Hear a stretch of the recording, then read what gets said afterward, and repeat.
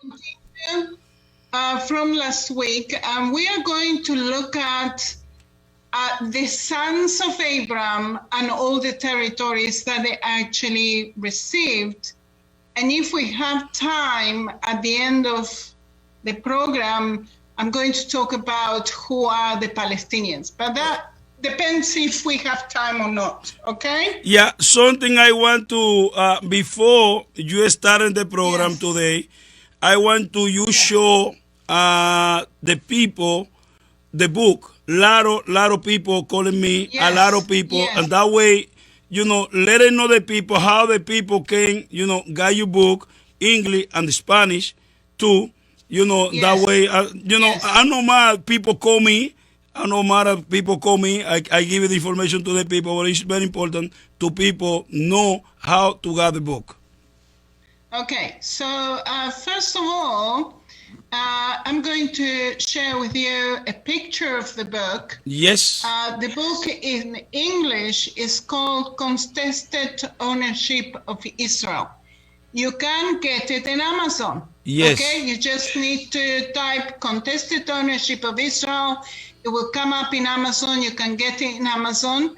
And the Spanish version of it, en español, se llama Polémica Territorial de Israel. Polémica Territorial de Israel, también en Amazon. Okay. So you have it in English and you have it in Spanish. There's the same book, just a slightly different title because you cannot really translate very well from English to Spanish. So I had to change the title a little bit. But you have it there. Okay, and all that we're doing here in the studies is actually in the book, and it's going to be able to support you in all the studies that we're doing. Yeah, it is very concise, and not only that, you get maps and you get the information and the dates and everything else, you get also sources where you can go and study further along. Yes. So I will tell you where to go. I will give you the sources where I got the information from and so on, so that you can actually continue your studies if you wish to do so. Beautiful. Yeah? Beautiful. Now, last lesson, we looked at the day of Ezekiel. Why? Because we looked at war that we're very close to. It's also that the war of Gog and Magog is actually in this book as well. Let me explain something to the Hispanic language people. Este mismo estudio se está dando cada jueves de 11 a 12 del mediodía. Es el mismo estudio. Este estudio está diseñado, los martes, está diseñado para la comunidad de habla inglesa, y aquellos que son bilingües son doblemente beneficiados. Que si usted habla solamente español y no puede quizá tomar la sustancia de todo el contenido de este libro, de la polémica de israelí con los palestinos por la tierra prometida, los jueves, todos los jueves, la historiadora Sonia Waters está de 11 a 12 del mediodía en español. Los martes de 7 a 8 estamos en inglés, porque hay una gran comunidad de habla inglesa que la conoce, que quiere el material, y ella, para ser justa, quiere satisfacer ambos grupos. Así que no se desespere, aproveche y aprenda a hablar inglés con la historiadora Sonia Waters. Así que adelante. Okay, so we're going to continue with what we left. Remember that we were talking 2 weeks ago, we were talking about Abram and the promises that God gave to Abram. And we see that the promises of the land of Canaan was actually given to Abram, Isaac, and Jacob. Yes. Yeah, and their descendants. And we also looked at last week about the fact that these promises were to those descendants regarding the land of Canaan. But God did not forget the other sons of Abraham. So we're going to look at what God gave to the other sons of Abraham as well. Yeah. So we talk about Ishmael, and we talk about the other son from Keturah, no? Yes. Okay. So we are going to talk about the sons of Ishmael and the sons of Keturah. Yes. And we're going to look at it, and remember that Abram set off from the Ur of the Chaldeans, which is here south of Babylon, as you can see, on the river Euphrates, at the beginning of the river Euphrates. Yes. He set off with his family to Haran. And in Haran, when he was 75 years old, in Haran, God said to him, when his father died, God said to him, now get out of your family's house, from your father's house, and go to a land that I will show you. Now, Abraham actually followed God. He decides to continue his journey. He is actually following the Via Maris, which is a very important route in the ancient times, and it comes down to Shechem. In Shechem, he actually worships God. You know, this is all in the book of Genesis that you can actually read later on. He goes to Shechem, or Sikhem in Spanish, and there he worships God. He makes an altar. He sacrifices there, and God promises the land of Canaan in Shechem. Okay, so from there on, Abram, had many years when he becomes 99 years old. This is Genesis 17. God says to him, I will give you this land. The promise of the land is always there. And he says, I'm going to bless your children. I'm going to bless all your children. And then he gives the blessing of Canaan to Abraham, Isaac, and Jacob. Yes. But then to the other sons as well. He was worried because he's at 99 years old. He still didn't have descendants from Sarah. And God says, from Sarah is going to come the descendants. From Sarah is going to be the one that's going to receive Canaan. But I haven't forgotten your other sons, God said to Abram. I haven't forgotten Ishmael. And I will bless Ishmael as well. Okay, so just to remember what we did 2 weeks ago, we looked at from where to where was this promised land, which is from the river Euphrates in the north to the brook of Egypt, which is actually south of Gaza. So we looked at it, and you can see that all this area is part of Lebanon, Syria, what is today Jordan, and what is today Israel. Okay, it's a massive piece of land in the center of it is actually the land of Canaan, And in Psalm 105, just very quickly what we did 2 weeks ago, in 105, God actually shows the people specifically, He is the Lord our God. His judgments are in all the earth. He remembered his covenant forever. So this pact that God have made with Abraham, Isaac, and Jacob is a covenant forever, for eternity.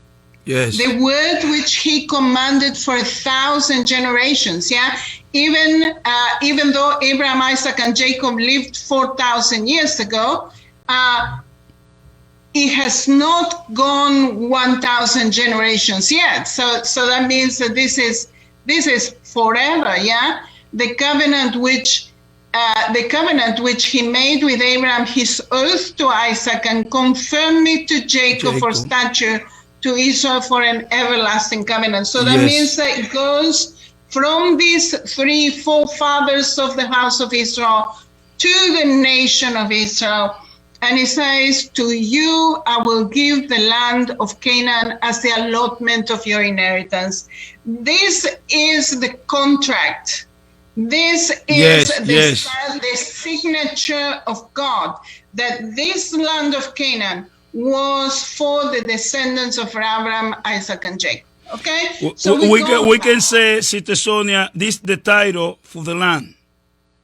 This is the title deed for the land. For the land. Sir. Okay. It was given already in the book of Genesis. Yes. But it's repeating it again in Psalm 105 and putting it all together. Beautiful. Yeah. Beautiful. So God is actually saying to Abraham first, and then he said it to Isaac, and then he said it to Jacob, and then he said it to Israel. Yeah.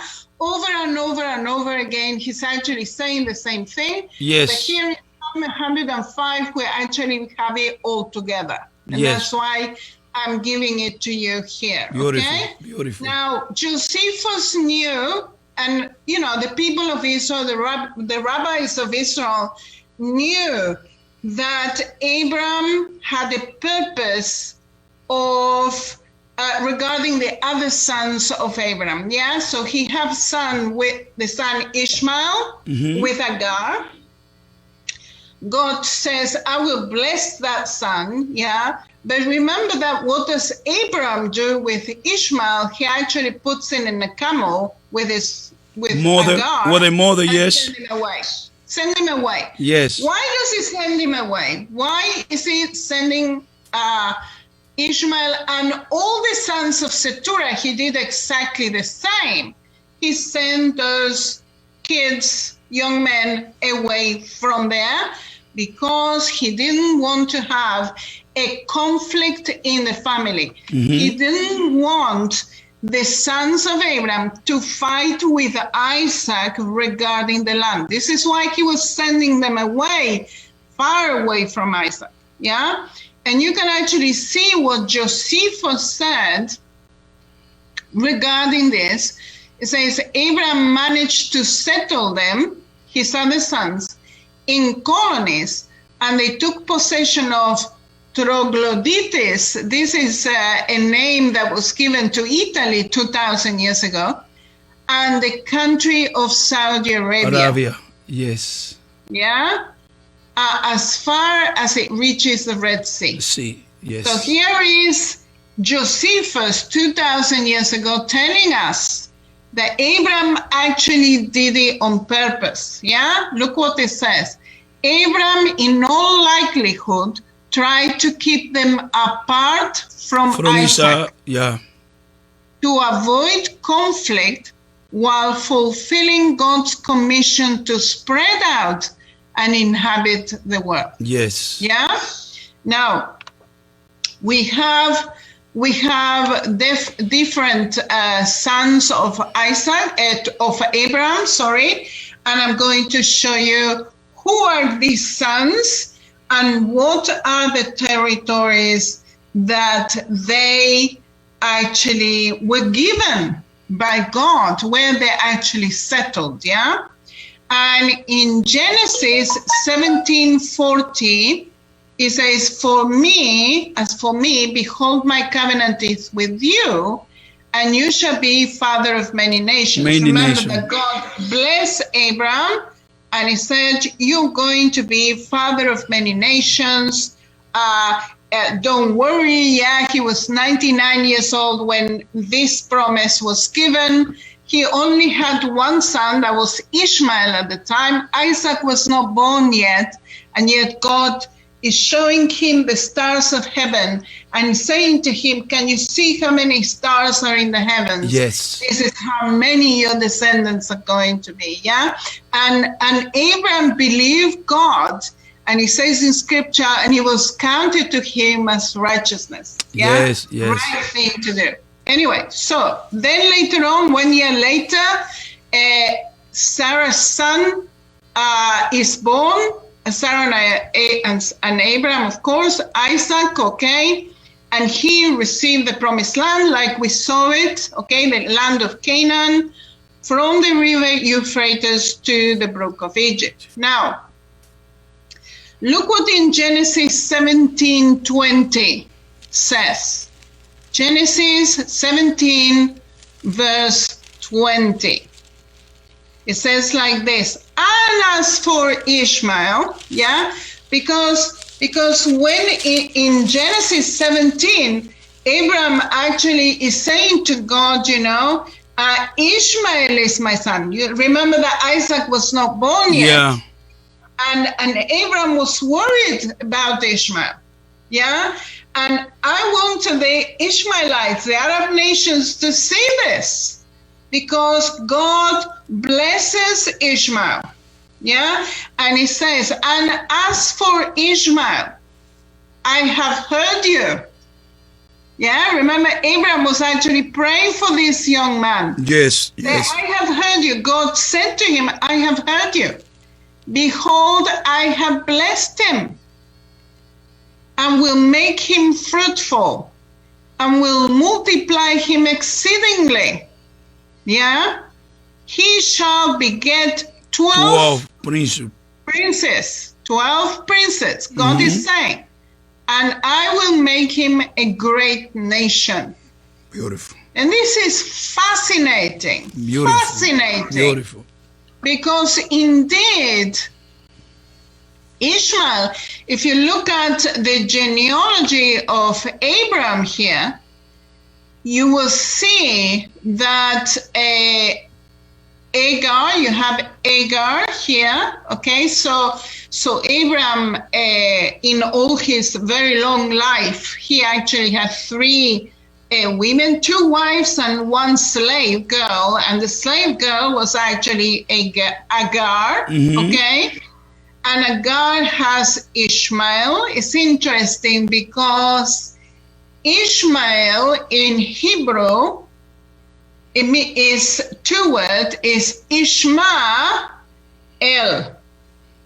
God heard, okay? And remember what God says to Abram, and regarding Ishmael, I have heard you. God heard, yeah? And look at this, that how many children did Ishmael have? 12. 1, 2, 3, 4, 5, 6, 7, 8, 9, 12. 10, 11, 12. 12 sons. Yeah, I'm having a phone call. Okay. 12 sons. Okay. So here you have the promise of God to Ishmael, to Abram. Yeah. Regarding Ishmael, I will bless him. And look at this, 12 sons.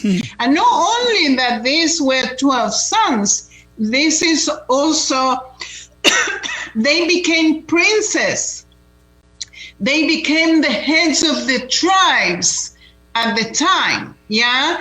And we are going to look at this, okay? We're going to look at this.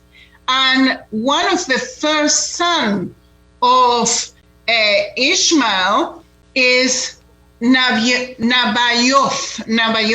okay? This is the first son of Ishmael. And according to Josephus, believe that this is the prince where the Nabateans actually come from. Yes. And this is fascinating because the Nabateans were tribes that were, how do you say, when nomads tribes, that they moved from one place to another. And this nomadic tribe actually became extremely rich, okay? Extremely rich. They were in Saudi Arabia, and you can see all the area that is actually in Saudi Arabia. And some historians consider that Nabaioth, according to the Arab historians, Nabaioth was an ancestor of Muhammad. Muhammad the prophet, yeah? And this Nabaioth, which is the grandson of Abram, is mentioned in the Bible at least 5 times, okay? And look at the territory that they have. You can see how big the territory that Nabaioth has, which is in Saudi Arabia, in the south of Gaza, as you can see, and part of the Sinai. Okay, look at this huge territory, but these were nomadic tribes. They moved from one place to another, and they became extremely rich. Why? Because they were bringing perfumes and spices from Saudi Arabia, taking in the incense road into Gaza, and you can actually see the incense road to Gaza. From Gaza, they will sell their stuff and horses, the Arabian horses, remember, and they were selling horses to the Romans, perfume to the Romans, incense to the Romans, and they became extremely rich in the ancient world. Okay, so this is the Nabateans that come from Nabaioth, one of the sons of Ishmael. Okay, fascinating, isn't it, Pastor? Oh, yes, yes, it's beautiful. Remember the three kings. Remember the three kings that came to worship Yeshua. When he was born, what did they bring him? They bring him incense. Yes. They bring him perfumes, extremely expensive ones. I would imagine that the family of Joseph and Mary, what they did with that was to sell it. Remember, Herod wanted to kill Yeshua, and they had that to sell, and then they could run away to Egypt, from Herod the Great. It could be because these were extremely expensive gifts that they actually gave to Yeshua when he was born. Okay, so this is probably the Nabateans. These are nomadic tribes, descendants of Nabaioth from Ishmael. Okay, then we have Keturah. Again, a very similar territory to what the Ishmaelites, what the descendants of Nabaioth had. Also, Saudi Arabia.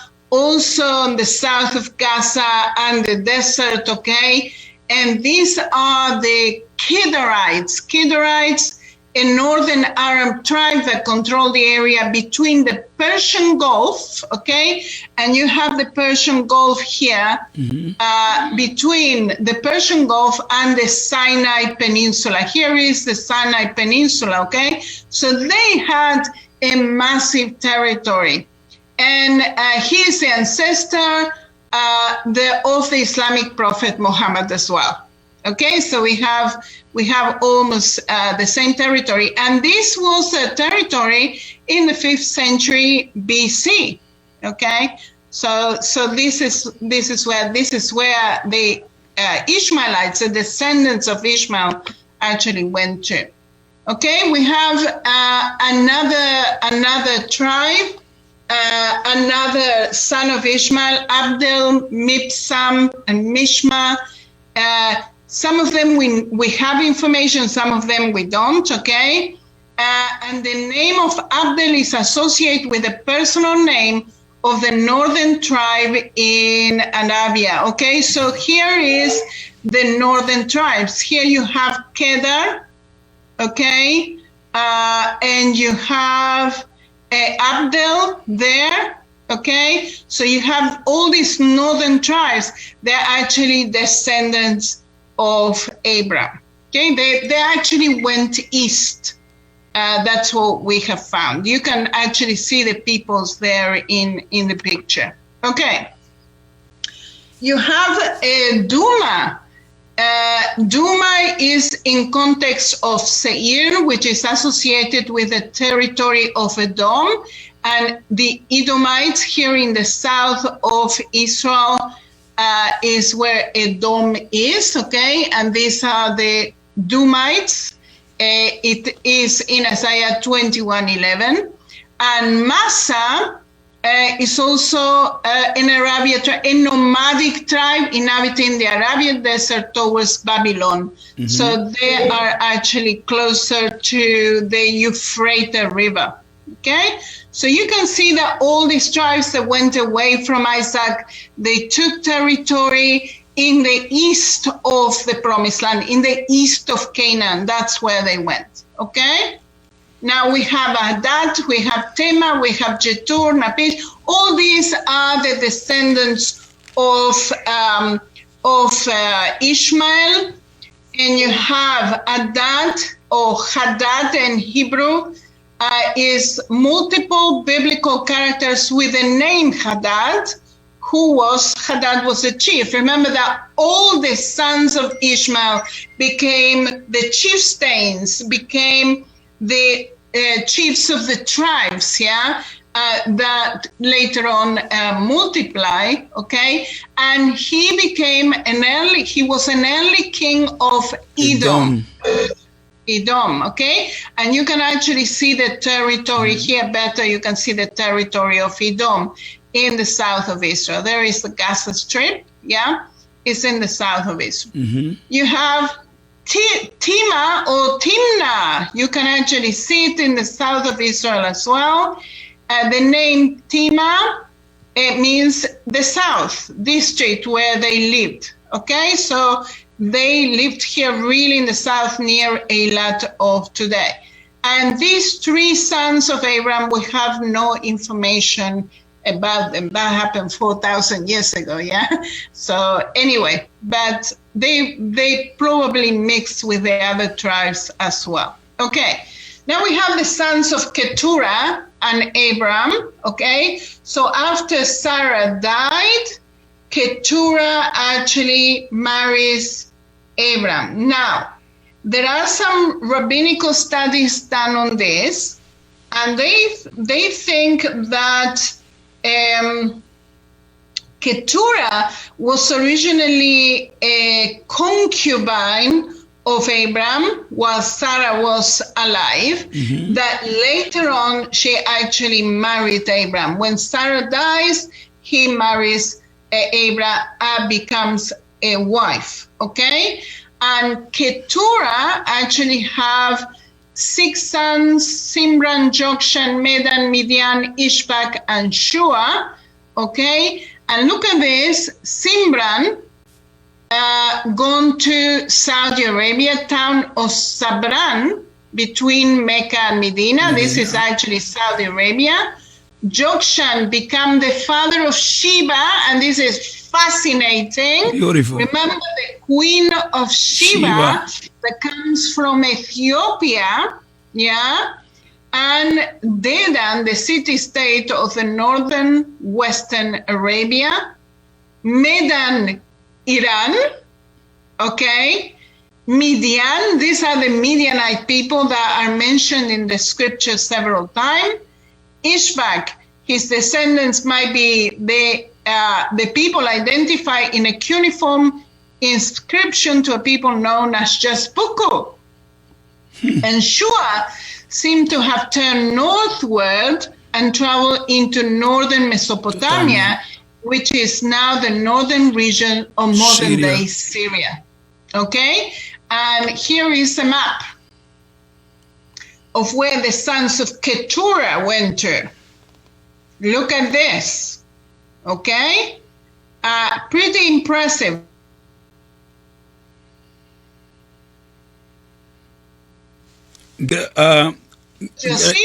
Grace? Yeah, according to Josephus, they went even further to Italy. Okay. Yeah, so this is not far enough, the sons of Keturah.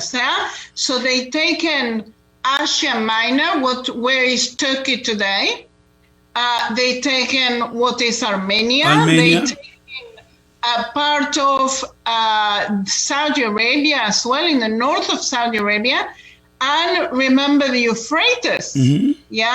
They went towards Babylon. They went towards that area, So this is, look at the massive territory. Remember that God blessed not just Isaac, Abram, Abram, And Isaac, Sister Sonia, these people go to Egypt too, to Murphy, to where? to Egypt. Asia, yes. Yeah. Yes, yeah. Look at this, Susa, Persia. Wow. Yeah. Wow. All this area is actually part of the sons of Keturah. Mm. Yeah. Wow. Fascinating, isn't it? Wow. So you can see Yeah. how much more territory. Now listen to this. How much more territory God given to the other sons of Abraham. Wow. In comparison to what was given to the other sons of Abraham, the land of Canaan is tiny. In comparison. Look at this. Where is the land of Canaan? That area here, in between the desert, the Arabian desert, and the Mediterranean Sea. Yeah. Yeah? Now, why everybody is so interested in this? Because this is the middle of the earth. This was, in the ancient times, the connection between Africa, Asia, and Europe. There was no other passage through that people could go to. Yeah? So you have the desert on one side, and you have the Mediterranean Sea on the other. Wow. Beautiful. Can you see this? Yes, yes. Yeah? So this is why they were so interested. But Abraham knew that he needed to separate his children, otherwise they were going to fight for that area. He had to get them out, yeah? Even though he didn't like it because they were his children, yeah? But they populated a huge, huge area. You can see how blessed the sons of Abraham were, not just Abraham, Isaac, and Jacob, yeah? This is in Spanish, sorry. Okay, so I want to show you this so that you can actually see what is today, how far the Arab Muslim world that are descendants of Abraham have gone to. Yeah? And look at this, how much territory, yeah? And this is not including Iran or Turkey, that are Muslim countries as well. Yeah? So, and they are descendants of Abraham as well. So look at Israel. Look how much Israel is, how tiny Israel actually is. Yeah. Yeah? There are 27 different Arab Muslim countries, and there's only one Jewish country in the world. And they are fighting, the Arab Muslim world is fighting for that little piece of land. Why cannot the descendants of Abraham, Isaac, and Jacob have a piece of land?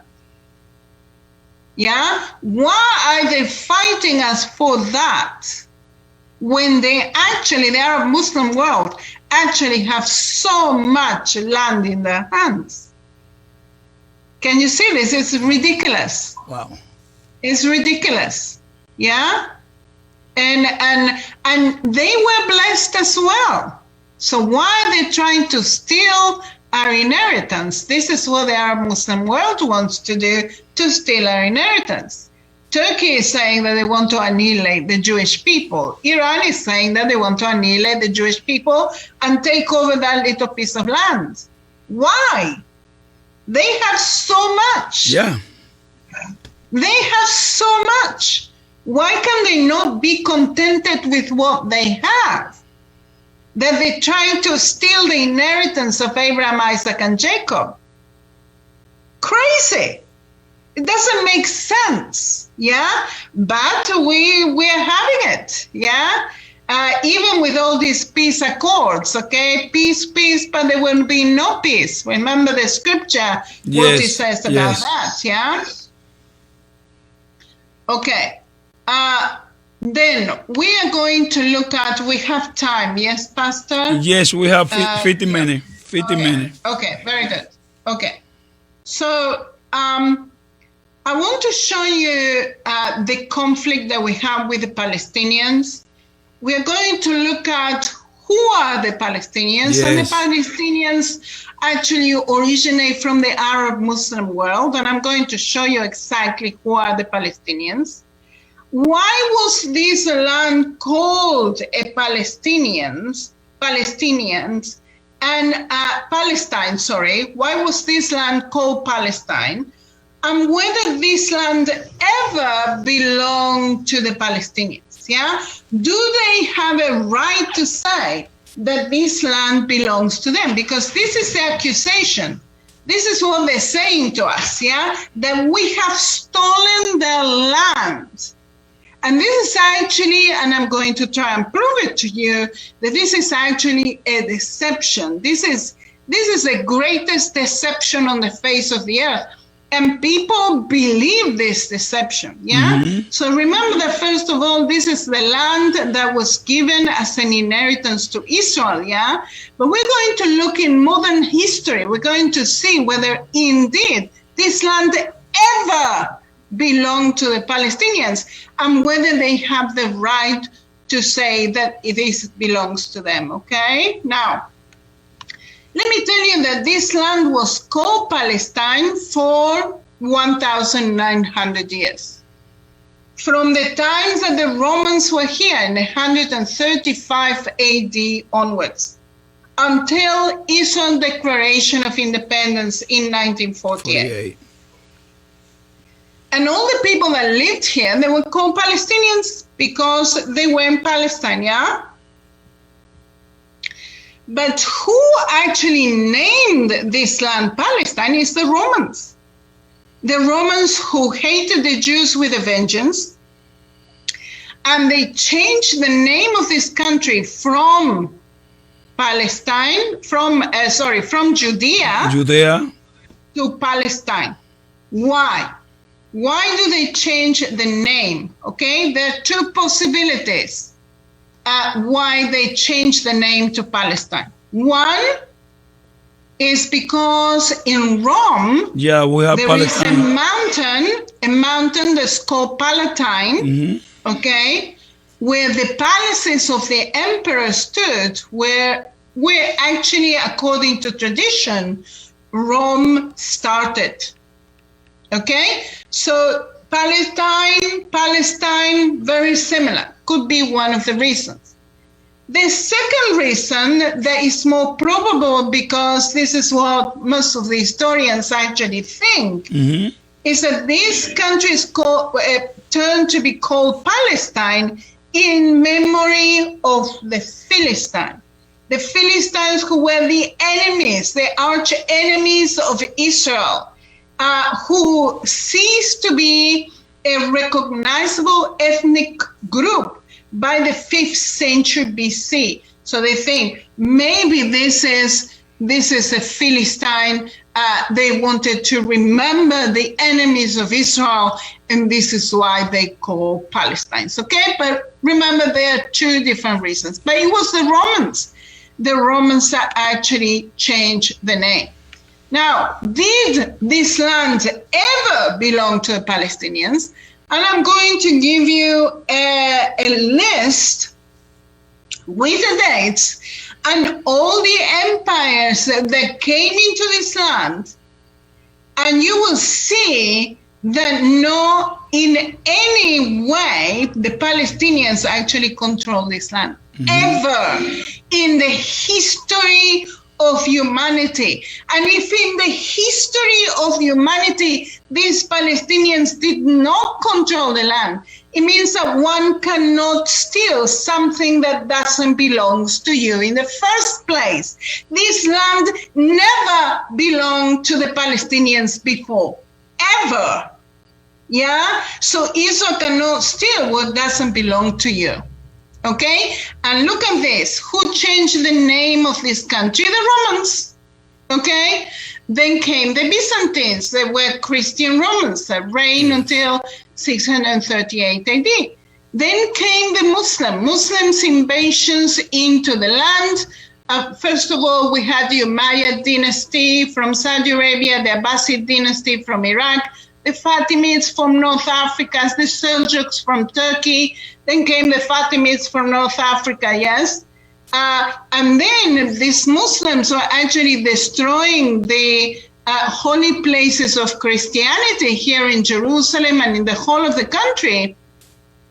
And therefore the Pope, 1,000 years ago, sent the Crusaders. Yeah, the Crusaders to come and take over the land from the Muslims. The Crusaders reigned here less than 300 years. Okay, and these were Europeans. Then came in back again the Muslims, the Mamluks who were Egyptians, the Ottomans who were Turkish, and then came the British with the British mandate, and then from the British it became the State of Israel. When in the whole of the history, since this land is called Palestine in 135 AD, when did ever did this land belong to the Palestinians? Never. And this very important, Sonia, because like I told you before, many Christian people believe Israel still the land from the Palestine, and this explanation and you it's gave nonsense, and it's nonsense, absolutely nonsense. Yeah. Where the history is coming from? Yeah, this is actually the media that have a concerted effort to undermine the State of Israel, to delegitimize the State of Israel. Yes.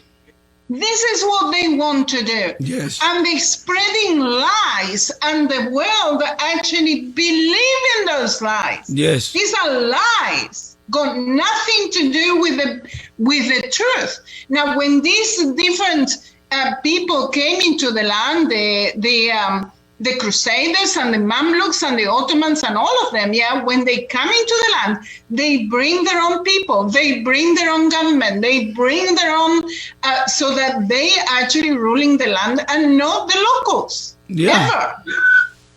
Wow. Yeah? Okay. Now, when did the Palestinians become nationalistic? Because they were not. Okay? When the Jewish people start to come back to the promised land, God said, I will bring my people from all the corners of the earth. And the Jewish people start coming back at the end of the 1900s into the promised land. When did the Palestinians, the local, become nationalistic? It's because the Jewish people are coming back. And they are afraid that they will be under Jewish rule. And this is the problem, because these are Muslims. And these Muslims at the beginning of the 1900s, they want to be under Syria. They don't want to be under a Jewish rule. And they start to rise against this, against the British. The British were here, and they start to rise against the British. And we have different Muslim uprising. So as the Jewish people return to the promised land, we have the uprising. So we have, in the 1920, 1921, we have a Muslim uprising. Why? Because you have a huge influx of Jewish immigration coming from Eastern Europe to Israel. 250,000 people come from Poland and Eastern Europe. And the Muslims don't like it. So they rise up. 1933 to 1939, we have another 250,000 Jews coming from Alemania Nazi, from Nazi Germany, Nazi Germany. Why they're coming? They're escaping the persecutions, And 250,000 of them come from 1933 to 1939. And then we have a massive Muslim uprising against the Jewish immigration into the land. So they develop this nationalistic ideal as the Jewish people start to come back to the promised land. Okay? Now, one cannot steal something that doesn't belong to you. This land they never ruled it. It never belonged to them in the history of humanity. And if you look at history as a whole, from the time of Abraham onwards, Jewish Israelite control of this land was 900 years. 900 years. From the 12th century onwards, the Jewish people control this land. And how long did the Palestinians control this land? 0. So how can they say that it belongs to them? I mean, just insane. They want to rewrite history. That's what they're trying to do. Yeah? Okay. Pastor, I finished. Yeah, thank God. Quickly. You can go back to show the people how the people can go to Amazon to get the book. I think this very, very important studio. Go back to show the people, that way people can write it up. Yes. Okay. So they just need to go to Amazon. Yes. Okay, they just need to go to Amazon. Can you see it, Pastor? Yes, yes, I can see it. Yes. Oh, now wow. It's gone. Okay, 1 second. 1 second. Let's go back to it. There we are. Can you see it? No, and now. Why does it go dark? Okay, there it is. Okay. Okay, so there it is. You can actually have it in paperback. You can have it as an ebook.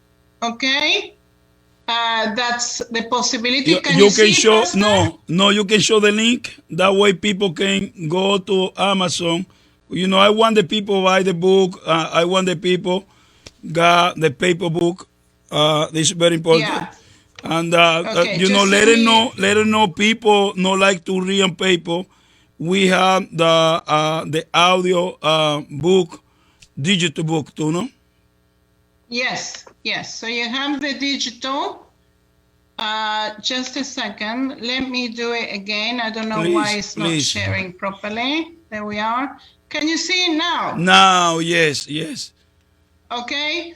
So it is in Amazon. You just need to put contested ownership of Israel, a biblical, historical, and political perspective, and you can get it in Amazon. Okay, it's better than getting all this all this connection. Just write the title and you will get there. Thank you, Sister Sonia.